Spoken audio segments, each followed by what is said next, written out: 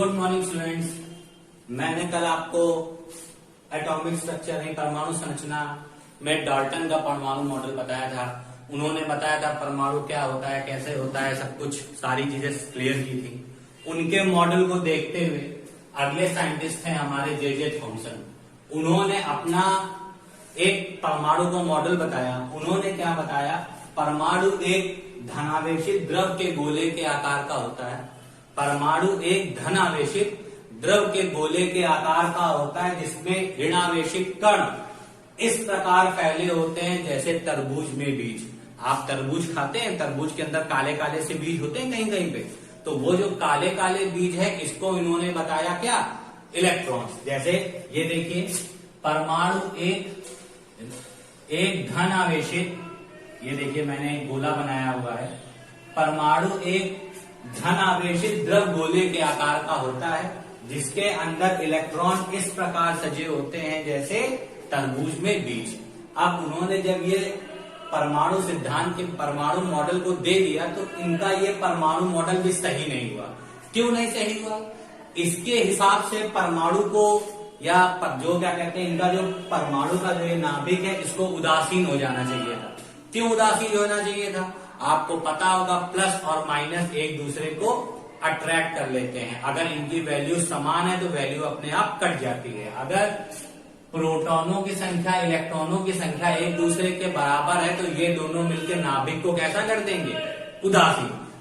तो इसमें क्या हुआ था, जब उन्होंने ये बताया था तो इस विधि के द्वारा नाभिक को क्या हो जाना चाहिए था, उदासीन हो जाना चाहिए था। पर नाभिक पे हमेशा क्या उपस्थित होता है, आपको पता है, नाभिक के अंदर हमेशा उपस्थित होता है प्रोटॉन और न्यूट्रॉन। तो प्रोटॉन पे प्लस का चार्ज होता है, न्यूट्रॉन पे कोई चार्ज नहीं होता, तो नाभिक हमेशा धनावेशित माना जाता है। पर ये जो थॉमसन का परमाणु मॉडल था वो उसके हिसाब से नाभिक को उदासीन हो जाना चाहिए था, क्योंकि उन्होंने साफ साफ ये बात कह दी कि परमाणु जो नाभिक होता है परमाणु का वो एक द्रव गोले के आकार का होता है। इसमें ऋणावेशित इलेक्ट्रॉन उस हिसाब से उपस्थित होते हैं जैसे तरबूज में बीज। तो उनकी बात जब मानी गई तो कुछ प्लस वाले प्रोटॉन्स को डाला गया और साथ में माइनस को भी डाला गया, तो ये दोनों मिलकर तो नाभिक को उदासीन कर देंगे। तो इसीलिए उनका ये मॉडल गलत हो गया। ये नाभिक को उदासीन बनाने लगा जो कि नाभिक नहीं होता है। इसीलिए उनके इस मॉडल में कुछ खामियां निकल आई। इस मॉडल की खामियों को दूर करते हुए अगले साइंटिस्ट थे हमारे रदरफोर्ड। रदरफोर्ड ने अपना परमाणु मॉडल पेश किया। तो रदरफोर्ड के जो परमाणु मॉडल था, रदरफोर्ड ने अपने परमाणु मॉडल में क्या किया, एक सोने की पतली चादर ली, एक सोने की पतली चादर ली, उसपे अल्फा किरणों की बौछार करी। अल्फा किरणें क्या होती हैं, हीलियम। जितनी हीलियम की किरणों को हम लोग अल्फा किरणें बोलते हैं, 2He4। तो याद रखिए वो हमेशा धनावेशित किरणें होती। तो उन्होंने एक इतने बड़े नाभिक के ऊपर अल्फा किरणों की बौछार की तो उन्होंने पाया कि जब कुछ किरणें ऐसी होती हैं जो बिना परिवर्तित हुए नाभिक के आर पार निकल जाती हैं। उन्होंने कुछ किरणों के बारे में ये बताया कि कुछ किरणें ऐसी होती हैं जो नाभिक के आर पार निकल जाती हैं। कुछ किरणें ऐसी होती हैं जो 180 डिग्री से अधिक कोण पे मुड़ जाती हैं। कुछ किरणें ऐसी होती हैं जो 90 डिग्री से अधिक कोण पे मुड़ जाती हैं। मतलब उनका कहना था कि कुछ किरणें इस तरह से होती हैं जो सीधे चलती हैं और नाभिक के बिंदु से टकराने के पश्चात 90 डिग्री या 180 डिग्री से भी अधिक कोण पे मुड़ जाती हैं। कुछ किरणें ऐसी होती हैं थी जो नाभिक से टकराकर उसी मार्ग में वापस लौट आई थी। कुछ किरणें ऐसी थी जो नाभिक से टकराई और उसी मार्ग में वापस लौट आई। तो एक बार फिर से सुन लीजिए, उन्होंने जब अल्फा किरणों की बौछार की तो उन्होंने पाया कि कुछ किरणें ऐसी थी जो सीधे गई और नाभिक से पार करती हुई बिल्कुल चली गई, किसी मार्ग पे मुड़ी ना कुछ, और बिल्कुल सीधे चलती चली गई। देखिए मैंने दो किरणों को दिखाया है आपको जो बिल्कुल सीधे चली गई, बिल्कुल मुड़ी नहीं है। और कुछ किरणें ऐसी थी कि जो 90 डिग्री से अधिक कोण पे मुड़ गई थी।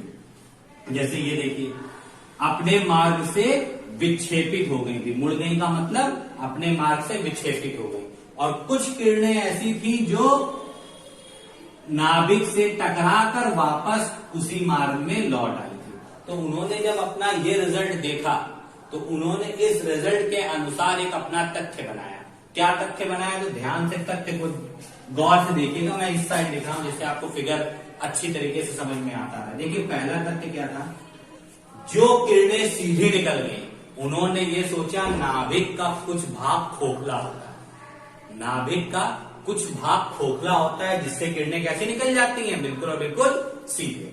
और जो किरणें 90 डिग्री से अधिक के कोण पर मुड़ गई हैं, उन्होंने ये बताया कि नाभिक धनावेशित होता है और अल्फा किरणें भी धनावेशित होती हैं। धनावेशित एक दूसरे को रिपेल करते हैं, यानी एक दूसरे को प्रतिकर्षित करते हैं। तो उन्होंने बताया नाभिक के धनावेशित होने के कारण किरणें अपने मार्ग से विक्षेपित हो गई।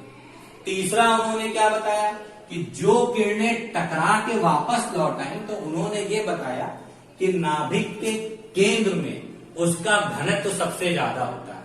नाभिक के केंद्र में उसका घनत्व सबसे ज्यादा होता है, जिसकी वजह से अल्फा किरणें उस केंद्र से टकराकर उसी मार्ग में लौट आई। जैसे आप दीवार में एक बॉल को फेंकते हो तो बॉल दीवार से टकराकर वापस आपके पास चली आती है। तो क्या हो जाता है कि किरणें नाभिक से टकराई होंगी तो यहां उसका घनत्व सबसे ज्यादा होगा। घनत्व ज्यादा होने के कारण किरणें वापस अपने मार्ग में लौट आई होंगी। तो उन्होंने ये बताया, इस सिद्धांत को देख के उन्होंने ये बताया कि नाभिक जो होता है उसके केंद्र में उसका संपूर्ण भार स्थित होता है। किसी भी नाभिक के केंद्र में उसका संपूर्ण भार स्थित होता है। यहां इस भाग पे उसका घनत्व सबसे ज्यादा होता है। और कुछ स्थान नाभिक में कैसा माना गया? खोखला माना गया, क्योंकि वहां से किरणें सीधे निकल के चली जाती है। तो जब रदरफोर्ड का ये मॉडल आया, इस मॉडल को जब स्टडी किया गया तो ये मॉडल भी नाभिक की स्थायित्व की व्याख्या नहीं कर पाया।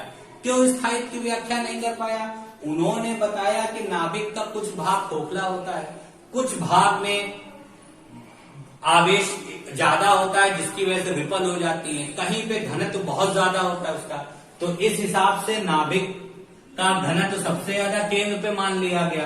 कुछ स्थान को बिल्कुल नाभिक के खोखले कर दिए गए। तो जिस स्थान पे खोखला रखा गया, क्या वहां पे कोई आवेश नहीं होता?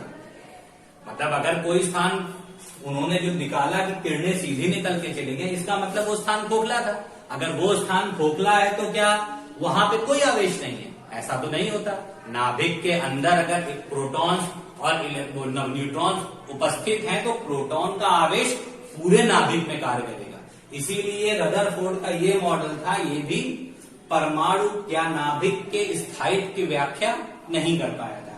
जब इनके द्वारा भी नाभिक के स्थायित्व की व्याख्या नहीं हो पाई तो इसके बाद अगले साइंटिस्ट जिन्होंने इसका अध्ययन किया वो थे बोरबरी।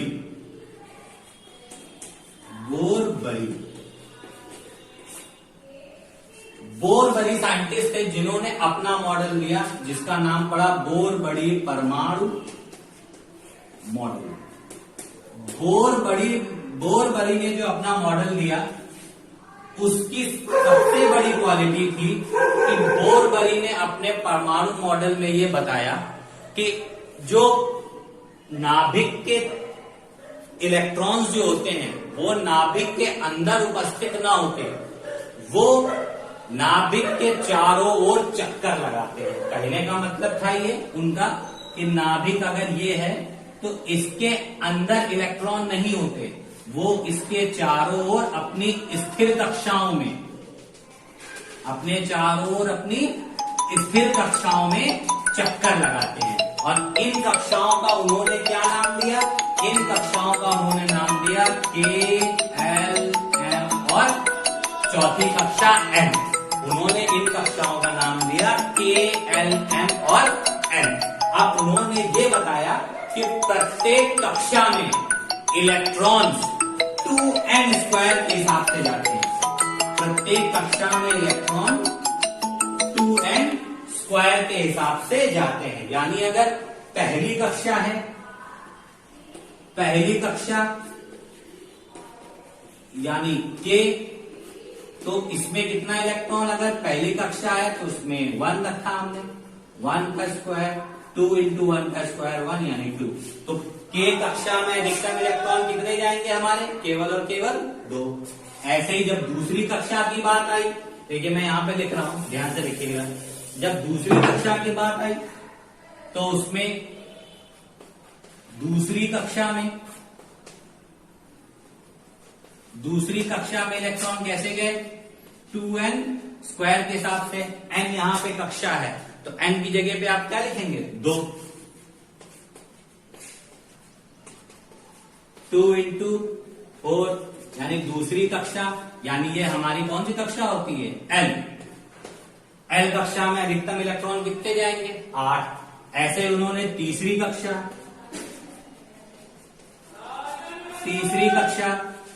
कक्षा हमारी थी M, तो उसमें भी 2n स्क्वायर के हिसाब से डाला इलेक्ट्रॉन्स को उन्होंने, तो 2 इंटू 9 यानी 18। तो तीसरी कक्षा में मैक्सिमम इलेक्ट्रॉन कितने गए हमारे, 18। और ऐसे ही जब इन्होंने चौथी कक्षा निकाला तो उसमें इलेक्ट्रॉन्स गए 32,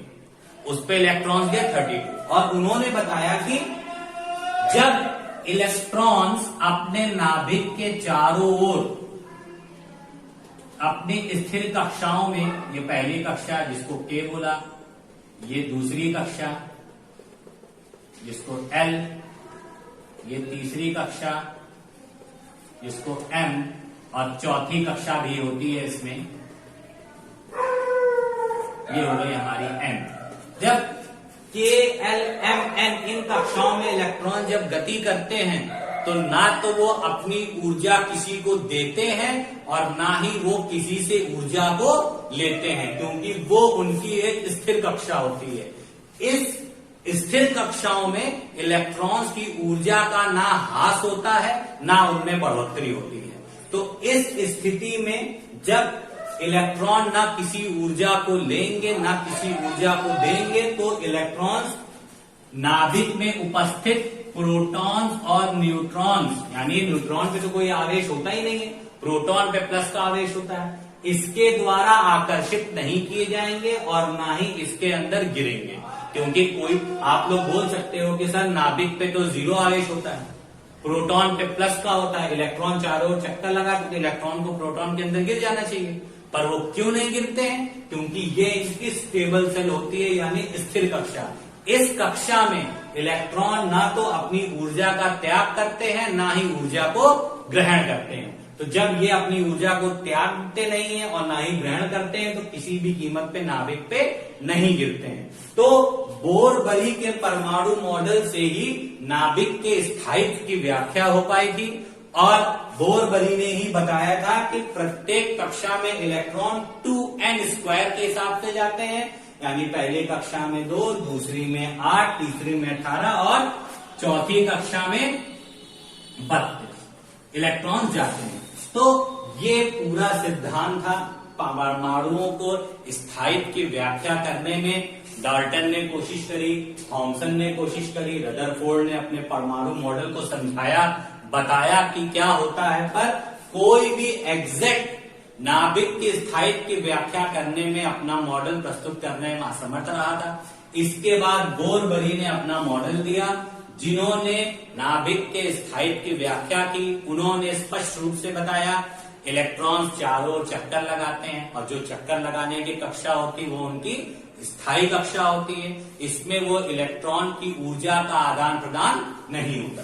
तो स्टूडेंट्स, आज मैंने आपको सारे मॉडल्स बता दिए हैं, नाभिक के स्थायित्व की व्याख्या कैसे हुई ये समझा दिया है। कल मैं आपको K, L, M, N कक्षाओं में इलेक्ट्रॉन किस तरीके से जाते हैं ये मैं आपको इलेक्ट्रॉन डॉट स्ट्रक्चर के थ्रू बताऊंगा और पढ़ाऊंगा। तब तक आप लोग इसको अच्छी तरीके से याद रखिए और जरूर से जरूर बात को ध्यान रखिए कि इनके मॉडल में क्या कमी थी, क्यों ये मॉडल इनका गलत हो गया था, प्लस माइनस दोनों हो रहे थे, नाभिक उदासीन हो जा रहा था। उदासीन नाभिक होता नहीं है, तो इनका मॉडल गलत हो गया। इनके मॉडल में क्या कमी थी, इन्होंने बता दिया था नाभिक कहीं कहीं पे खोखला होता है। अगर कहीं पे खोखला होगा इसका मतलब वहां आवेश नहीं होता, ऐसा भी नहीं होता है। नाभिक के अंदर जितना आवेश होता है वो पूरे नाभिक पे कार्य करता है। तो इस तरीके से सबके मॉडलों में कुछ ना कुछ कमियां आई थी, जिसकी तरीके से पढ़ाई करके समझ के बोर्डबड़ी ने अपना मॉडल प्रस्तुत किया था और बता दिया था 2n² के हिसाब से पूरी कक्षा में इलेक्ट्रॉन्स जाते हैं और किस तरीके से हर कक्षा में इलेक्ट्रॉन जाते हैं ये समझाया था। कल मैं आपको इलेक्ट्रॉन डॉट स्ट्रक्चर बताऊंगा, फिर आपको ये और क्लियर हो जाएगा। Thank you and have a nice day.